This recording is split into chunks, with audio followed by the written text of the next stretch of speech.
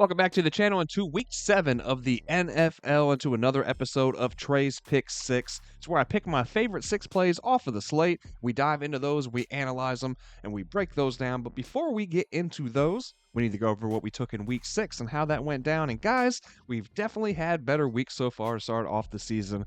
Finished 2-4 on the day. We ended up taking CJ Stroud over 247.5 passing plus rushing yards, and we do not cash on that one. Took Rashid Shaheed of the Saints over 39.5 receiving yards. We don't cash on that either. Took Derrick Henry over 84.5 rushing yards, and of course we cash on that because he has been a rushing king this year. Also took Justin Herbert under 188.5 passing yards. Man, he he hit that up damn near in the first half. He had like 170 something in the first half, I believe. So definitely did not cash on that one. He made me look like a fool. And we also took Andy Dalton under 223.5 passing yards, and we just barely cash on that one. Then we took Zach Moss over 15.5 receiving yards. My Bengals barely did anything on offense. Luckily, we got the win, man. But we don't cash on that one. So like I said, a 2-4 night. But man, you know what? Like I said, we've had better days, man. So far this NFL season, we are sitting at 24-13 overall. We are still up over 10 units. So nothing to complain about, man. We're going to have those bad weeks here and there. As long as they're here and there, man, and not, we don't just start stacking up these bad weeks, man. That's what we're looking for. So looking to get back here on the green side this week, have more green checks than red. So we're going to dive right into it, man. We're going to jump over here to the outlier screen for our first prop of the day. I'm going to be looking at David Montgomery of the Lions. Now, guys, like I said, we just jumped over here to outlier, and if you are not hip to outlier, make sure you look down in the description and in the pinned comment. You'll be able to find a link for a free 7-day trial. That way you can try Outlier out for yourself. Now, like I've said before, man, it's definitely helped me become a much better, a much more efficient better. It's just, there's a ton of great tools on here, and you're going to see it firsthand. I use it a lot throughout these NFL videos, so you'll be able to see that firsthand, like I said, throughout the rest of this video. And if you check out any more videos in the upcoming weeks, man, you'll see a lot of Outlier, and you get to see for yourself just how useful of a tool this is. Definitely the best sports betting research tool out there, in my opinion, guys. So, like I said, man, jump into that description, jump into that pinned comment, and get that link. That way you can get a free 7-day trial for yourself. You can see for yourself just how great of a tool this is. And then you can decide if you'd like to, keep on with it after that. But, man, chances are that you're going to fall in love with it because it is just that great. But like I said, man, we're looking at David Montgomery on the first prop. I'm looking at his touchdowns, man. It says over half a touchdown, basically just an anytime touchdown. That's what we're looking at here. Minus 125 on FanDuel right now is going to give us the best price FanDuel is. You can see that it's available on Prize Picks, Caesars, DraftKings, and Underdog. But that best price right now is sitting there at minus 125 on FanDuel. And it's definitely a lot better price than what we're seeing everywhere else, right? Caesar sitting at minus 153 and DraftKings all the way up at minus 185, just super juice. So got to jump on this one here quick. I'm going to go ahead and jump on that as soon as I wrap this video up. And hopefully that it hasn't jumped up already since then, right? But like I said, man, we're going to look down here. In his last 5, he has smacked over this number at a 100% rate. Just killing it, man. He's found the end zone every time this season, or each game so far this season. And then we can push it back even into last year, right? This is this year, man. Like I said, hitting at a 100% rate. And then going back all the way to last year, man, in his last 10, he's hit at a 90% rate.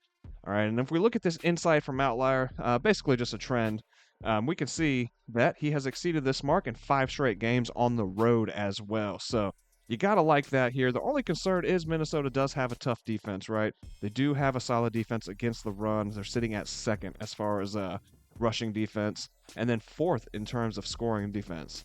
So that is concerning for sure. However, man, this offense of the Detroit Lions is humming, right? They're hitting on all cylinders, and Montgomery has been a big part of that.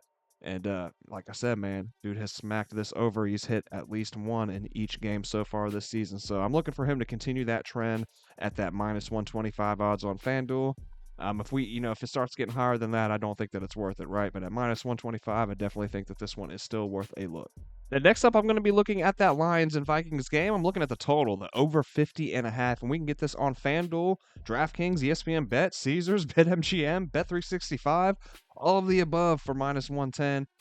So no matter where you slice it, man, you're going to find the same odds, no matter which book that you're looking at. So minus 110, man, I definitely like those odds right there. And we can see that the over has hit in 7 of the Lions' last 8 games versus top 10 scoring defenses. That's an 88% hit rate.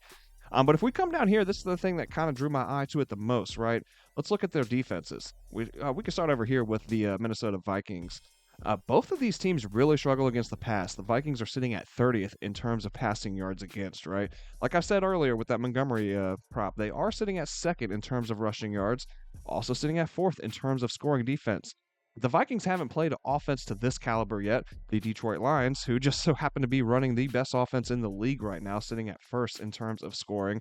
They are fourth in terms of passing yards, fourth in terms of rushing yards, second in terms of first downs, just sixth in terms of third down conversions. Like, this team is rolling on all cylinders, right? So I definitely like this here from that standpoint, and then we can even flip it. Let's look at the Lions defense. Let's look at the Vikings offense. The Vikings are fifth in terms of scoring, fifth in red zone efficiency. So you gotta like that there, man. And look down here. The Lions also struggle against the pass. And this, we're going up against a team here. Sam Darnold has been playing great football.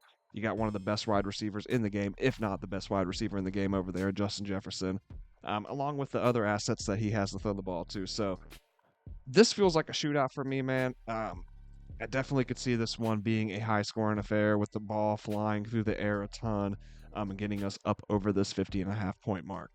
Next up, I'm looking at Chase Brown of the Bengals. I'm looking at his receptions and fading him under 2.5. And we can get this right now at BetMGM for the best price, -115. Now, if we look at the Browns, man, overall, receptions allowed, they do sit at fifth. Against running backs, they are first in the league. So this defense has had some struggles this season. However, the Browns always play my Bengals super tough. It's been well documented. We don't need to dive into it any more than you guys already know, man. The Browns play my Bengals tough. On the defensive end particularly, they make things extremely difficult for us. And it's been this way for, the entirety of the Joe Burrow era at least. But just for as long as I can remember now, it's kind of getting annoying. But like I said, we don't got to dive too far into that. But also, man, here's the other thing: is Chase Brown is typically not out there in pass plays. Typically when we see Chase Brown out there, I hate that my offense is this predictable, man. But I know when he's out there, typically the ball's being handed off to him. Zach Moss is the much better pass protector. So typically in those passing plays, man, if you see Zach Moss out there, Joe Burrow's dropping back to throw the ball. That just leads to less opportunities for Chase Brown. You know what I mean? And we can see also in his last 5 games, he's come under this mark at an 80% rate, 4 out of the last 5. For the total of this season, it's been 4 of the 6 games that have been played so far that he has come under this number, that 2.5 reception mark. And if we look at this insight from Outlier, we can see that he has failed to exceed 2.5 receptions in 7 straight games on the road. So we also like that. That's definitely playing into that number. And we can see up here, like I said earlier, guys, with Outlier, man, green is good and red is bad. There's a whole lot of green up here, right? 80% in his last 5, 70% in the last 10, 100% against the Cleveland Browns, and then 67% on the season so far. And then even looking at last year, 83%. So I like the chances here of Chase Brown coming underneath that mark. I think that the Bengals lean more on the run here, right? If we look over here as well, looking at the Browns defense, they're sitting at 20th in terms of rushing yards. And just, listening to, it's funny to say that looking at the Bengals, right? They're 26th on offense in terms of rushing yards, 7th in terms of passing yards, right? Burrow's numbers have been insane this year. We've definitely relied more on the passing game than the rushing game for sure. But listen to those press conferences, man, all week long. That's what we've heard countless times, man. They really like the plan for the run game. They really like the plan for the run game. Maybe it's all just, a big old facade to throw the Browns off here, but I definitely could see that as well. Burrow has struggled against this Browns defense, against that secondary, against that pass rush. Why not hand the ball off to Chase Brown, hand the ball off to Zach Moss, and get the ground game going, right, against the run defense that has been struggling this season? Keep the ball out of Cleveland's hands. I know that offense has been struggling, right? They've been horrible. 30th in scoring, 30th in passing yards, 28th in rushing yards. You know what that tells me as a Bengals fan? Unfortunately, this feels like a breakout game for the Browns, right? This would be the game that the Browns come out slinging it. Keep the damn ball out of their hands, man. Let's run the ball down their throats. That's what I'm hoping to see. That's the game that they've been preaching all week. So hopefully that comes to fruition. And if that does, that just further helps our receptions under here for Chase Brown. And next up, I'm looking at Jaden Daniels of the Commanders, looking at his passing completions over 20.5. We need him to hit at 21 completions to cash this one. We can get this right now at DraftKings for minus 105.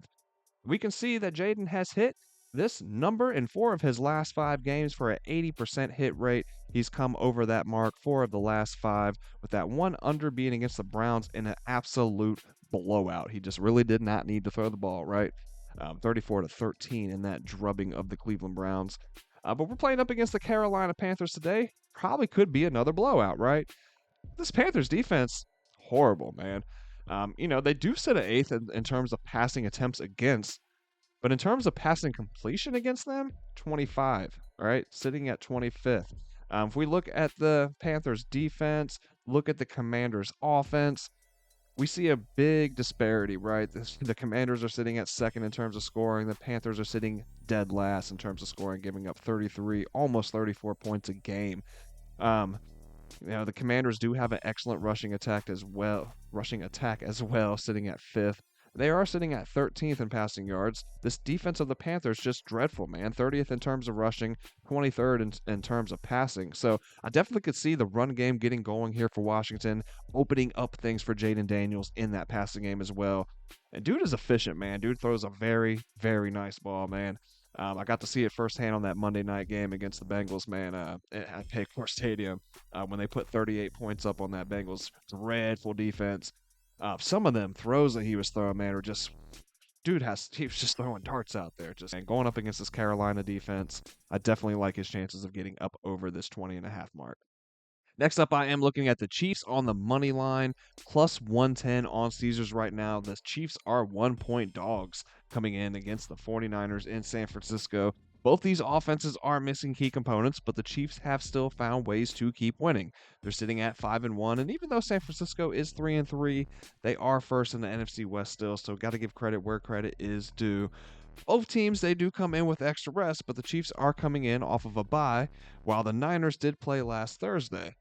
When coming off of Thursday night games, Kyle Shanahan-led Niner teams are 4-4 straight up. Andy Reid's record after a bye, including his time with Philadelphia, sits at 21-4.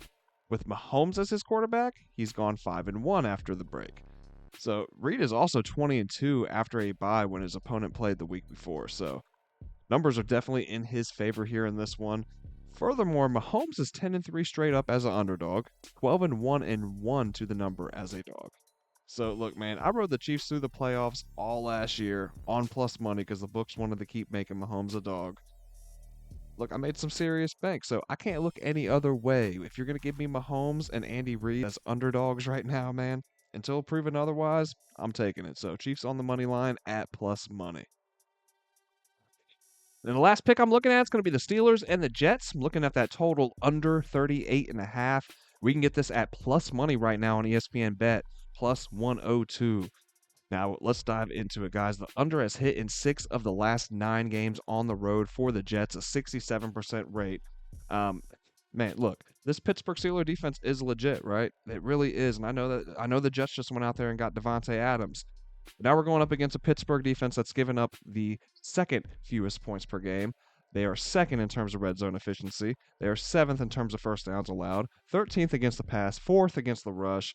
They got TJ Watt back there still, who just finds his way into the backfield over and over and over again. And this Jets offense has struggled. Now, the addition of Devontae Adams is going to help, sure. Is it going to help in his first week with the team? To be determined. Obviously, we will find out. But going up against this Pittsburgh defense, man, with their stellar secondary and that nice pass rush, I don't know that this is the week that the Jets just get that offense just totally humming on all cylinders. Now, I know that they played a decent game against the Bills, don't get me wrong.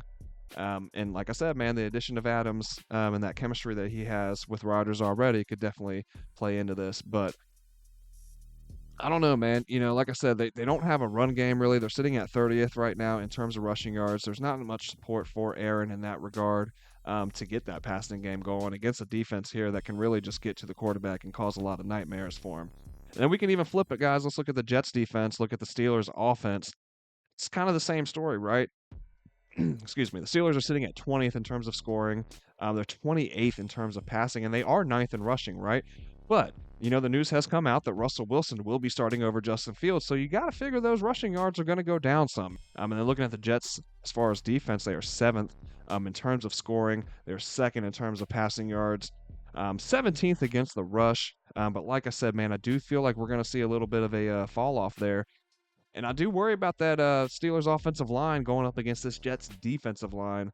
The Jets are also fourth in terms of sacks. They're eighth in terms of QB hurries, 13th for hits. And if you look at the Steelers over here, man, they're 17th in terms of sacks, 24th in hits. So it's definitely an opportunity for the Jets to get to the quarterback there, make life a little difficult for Russell Wilson in his debut with the Steelers. So I definitely like our chances here. Now, 38.5 is a low number, right? But at plus money, I definitely like our odds here, man. The Steelers, man, this is what they do. They do these nice little grinded out games, man. We can look at the Pittsburgh Steelers here for the course of their season. They did put up 32 on the Raiders, sure. But the Raiders have been absolutely dreadful, right? 17 against the Cowboys, 24, 20, 13, 18. They've been a lower scoring team for the majority of this season. So, like I said, man, I do understand that's definitely a low number, but with these defenses in mind, with the struggles of the offenses in mind, I definitely like this one, especially, like I said, at plus money. So, Jets, Steelers, under 38.5, plus 102 on ESPN Bet. Sign me up. So, guys, that is going to do it here for another episode. I hope you guys enjoyed the content today. I hope you found it helpful and useful. And if you did, please do not forget to smash the like button down below for me and hit subscribe if you have not already. That way you don't miss out on any of the content that we are dropping here daily. That's going to do it, guys. Hope we have a great week 7. I will see you next week for week 8. Best of luck to everybody. See you on the next one.